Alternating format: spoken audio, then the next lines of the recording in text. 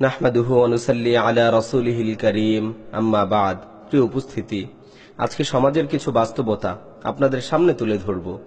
এই তো বছরখানেক আগের কথা, পথে ঘাটে, বাসে, ট্যাক্সিতে একের পর এক ধর্ষণের খবর প্রকাশিত হতে থাকার পর সারা বিশ্ব মিডিয়াতে ভারতের পরিচিতি পাচ্ছিল ধর্ষণের বৈশ্বিক রাজধানী হিসেবে। গত কিছুদিন ধরে মনে হচ্ছে হয়তো শীঘ্রই বাংলাদেশ এই ব্যাপারে ভারতের সাথে প্রতিযোগিতায় অবতীর্ণ হতে পারবে। হোটেলে সারা রাত আটকে রেখে তরুণীদের গণধর্ষণ, ধর্ষণের ভিডিও ধারণ, 10 বছর বয়সী মেয়েকে ধর্ষণ, পিতা ও কন্যার আত্মহত্যা, সহকর্মী কর্তৃক ধর্ষিত হয়ে নারী পুলিশের গায়ে আগুন ঢেলে আত্মহত্যা, এসবই গত কিছুদিনের খবর। ঘরে, হোটেলে, বাসে, লঞ্চে, থানায়, অফিসে ক্রমাগত ধর্ষণ হচ্ছে।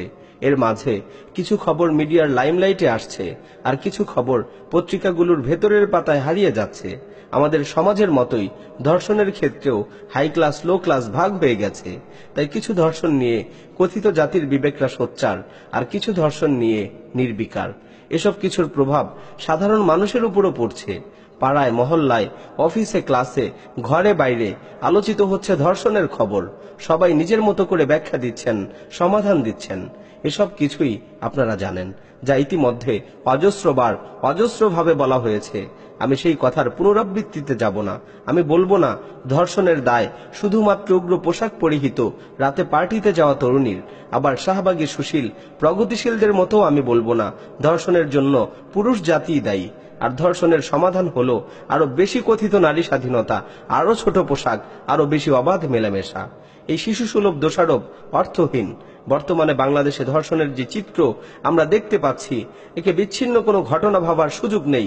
এই ধর্ষণের সংস্কৃতির পিছনে ভূমিকা আছে সমাজের বিদ্যমান নৈরাজ্যের, নৈতিকতা ও মূল্যবোধের অবক্ষয়, সমাজে নারী পুরুষের অবাধ মেলামেশা, জেনেভা বিচারের অবাধ প্রচলন ও স্বাভাবিকীকরণ, এই সব কিছুর ভূমিকা রয়েছে আজকের এই বাস্তবতার পেছনে। তাই যদি আমরা আসলে এই সমস্যার সমাধান করতে চাই, তাহলে আমাদের নিজেদের প্রশ্ন করা উচিত, আমাদের তরুণ তরুণীদেরকে কারা নষ্ট করছে?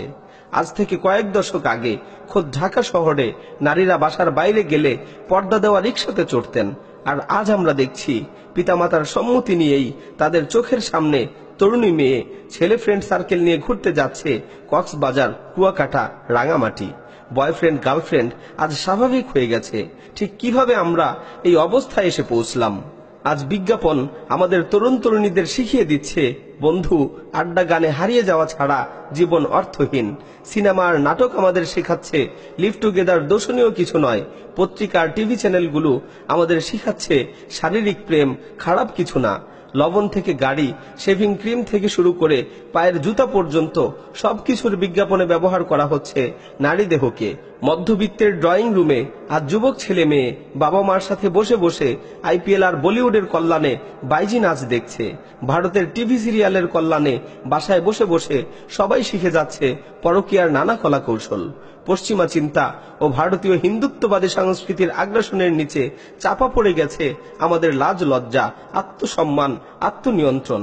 সামষ্টিকভাবে আমাদের সমাজ এক কামুক সমাজে পরিণত হয়েছে, যেখানে নারী দেহ সবচেয়ে আরাধ্য পুরস্কার, যৌনতার মাঝেই মানব জীবনের সফলতা।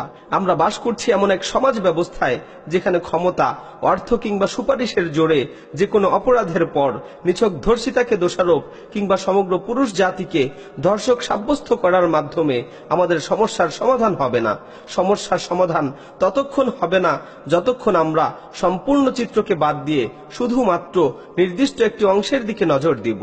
আর আমরা ততক্ষণ সমাধান পাবো না যতক্ষণ না আমরা স্রষ্টাকে বাদ দিয়ে সৃষ্টির কাছে সমাধান খুঁজব।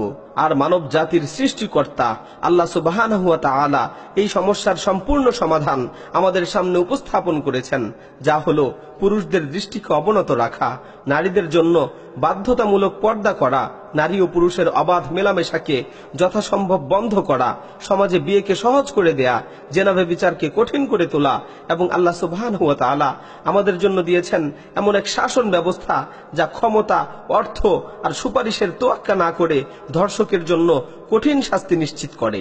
আর শাসক সেই শাস্তি প্রয়োগ না করলে শাসকের জবাবদিহিতা নিশ্চিত করে। আর এই শাসন ব্যবস্থা হলো ইসলামী শরিয়াহ। আর বস্তুত শুধুমাত্র তাকওয়া, ইসলামী শরিয়া এবং ইসলামী মূল্যবোধের প্রচলন প্রতিষ্ঠাই কেবল পারে ধর্ষণের এই প্লেগের সমাপ্তি ঘটাতে। এছাড়া আর যা কিছু আছে তা মানব রচিত দর্শনের গোলক ধাঁধায় নিষ্ফল ছুটাছুটি ছাড়া আর কিছুই না।